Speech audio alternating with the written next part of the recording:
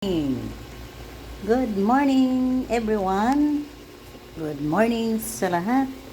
Sa lahat ng mga viewers and followers. Tingnan nyo, naggawa ako ng paksiw.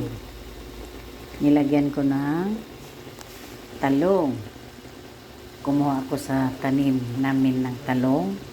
At saka nilagyan ko ng gabi. May 2 pirasong okra. Ayan, kasi masarap itong gabi na papaksiwin mo lang eh. Oh, miss ko kasi yung sa probinsya ba. Pag wala kang ulam sa probinsya, manguha ka lang ng gabi or pako sa tabi ng ilog, ulam na. Dito, may tanim dito kasi. Tanim yung kasama ko. Kaya libre na sa gulay. Ayan oh. Hinulog ko na yung gabi. Masarap kaya yung gabi maski ihalo mo sa paksiw. Sa probinsya, maski walang isda, paksiwin mo lang yung gabi. Okay na. Sarap yan.